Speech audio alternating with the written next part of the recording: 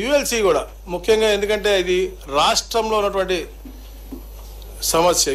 యుఎల్సిలో ఉన్నటువంటి excess land ఏదన్నా occupy అయ్యి ఉన్నా అవన్నీ చేసినా కూడా అది పిఓటి యాక్ట్ కింద వచ్చి 10 years ఆఫ్ ఎలిమినేషన్కి వస్తూ ఉంటుంది. కానీ ఈరోజు కూడా అది కూడా డిస్కషన్ రావటం, దాన్ని కూడా 2 years టైం పీరియడ్ పెట్టి, అంటే ఒక పాజిటివ్ యాటిట్యూడ్ తీసుకొచ్చి ఎక్కడ సమస్యలు ఎందుకంటే ఎక్కువ సమస్యలు ఉన్నాయో అన్నీ కూడా తక్కువగా చేసి పరిష్కారం అనేది శీఘ్రంగా ఉండే విధంగా అన్నీ కూడా ప్రణాళిక చేసుకుంటూ ముందుకు వెళ్ళారు. అలాగే ముఖ్యంగా గాజువాక ప్రాంతం వాళ్ళు కూడా ఏది గతంలో 301 జీవో ఇచ్చారో అది 2018 నుంచి అది నడుస్తున్నటువంటి ఇష్యూ. ఎలక్షన్ ముందు హడావిడిగా వీరు కూడా 6 నెలల ముందు చెప్పారు, కానీ అది పూర్తిగా కంప్లీట్ అవ్వనట్టు పరిస్థితి. కేవలం 7,000 మంది పెట్టినటువంటి పరిస్థితి.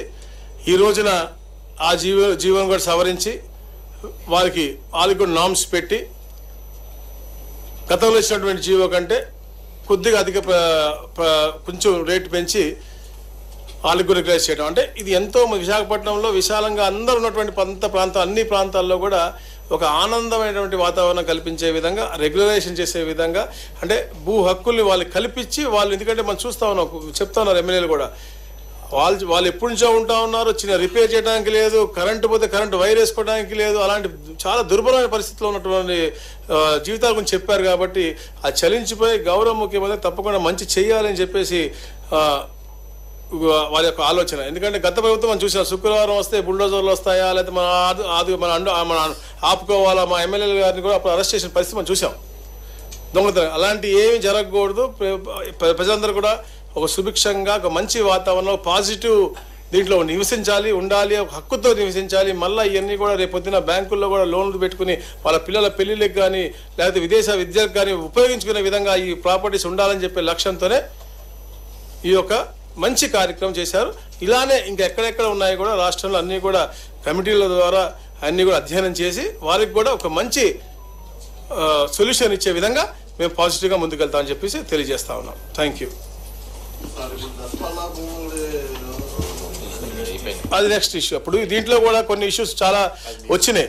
ఇప్పుడు ఏ అయితే సింహాచలం భూముల్లో ఇప్పుడు మన కన్స్ట్రక్టెడ్ ప్లేస్ అన్ని చేస్తా ఉన్నాం, అది కాకుండా వాళ్ళు సాగు చేసే భూమి కొద్దిగా ఉంది, ప్లస్ కొన్ని ఖాళీ ఉన్న స్థలం ఉంది, అవన్నీ కూడా సబ్జుడిస్ లో ఉన్నాయి, నంబర్ ఆఫ్ బిల్స్ ఉన్నాయి, అవన్నీ సొల్యూషన్ వెంటనే అవ్వదు. కాబట్టి అవి కూడా డిస్కషన్లోకి వచ్చాయి.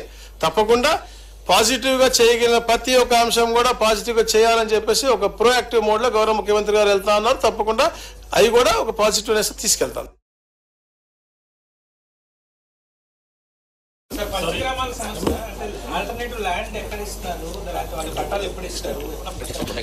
అది కోర్టులో ముందు ఎక్కడ ఇస్తున్నాం అనేది ఐడెంటిఫై చేసుకుని మేము దాన్ని కోర్టులో సబ్మిట్ చేయాలి. చేసిన తర్వాత అది రిలీజ్ అయిన తర్వాత పెద్ద కార్యక్రమం చేసి తప్పకుండా 12,000 కుటుంబాలకి న్యాయం చేసి వాళ్ళకి ఇస్తాము. అది మంచి వాతావరణంలో కూడా చేస్తాం తప్పకుండా.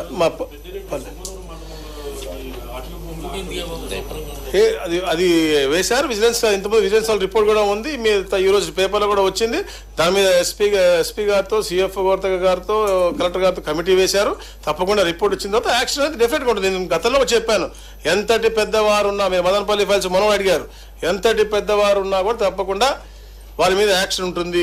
మాకు ప్రాథమిక అంచనా వచ్చింది, ఎప్పుడు ఎలా వెబ్ ల్యాండ్లు మారినాయో, ఎప్పుడెప్పుడు ఎలా మారినాయో మాకు ప్రాథమిక అంచనా వచ్చింది. మేము కూడా గతంలో పత్రికా సోదరులకు చెప్పాము. మా కన్జర్వేటర్ ఆఫ్ ఫారెస్ట్ వాళ్ళకు కూడా వాళ్ళకి డ్రోన్ మ్యాప్స్ ఉన్నాయి, వాళ్ళకు కూడా ఉంది. వాళ్ళు చెప్పడం అంటే ఓవరాల్గా చెప్పడం, ఇక్కడ సర్వే నెంబర్ ఉంటే చూపించి బిల్డింగ్ మందరంలో కట్టినట్టు అలా కట్టినట్టు పరిస్థితి మాకు తెలుస్తూ ఉంది. ఎందుకు సర్వే రిపోర్ట్ పూర్తిగా రానివ్వండి, రిపోర్ట్ వచ్చిందా తప్పకుండా ఆధారాలతో పాటు మేము ముందు పెడతాం. తప్పకుండా కమిటీ వేశారు.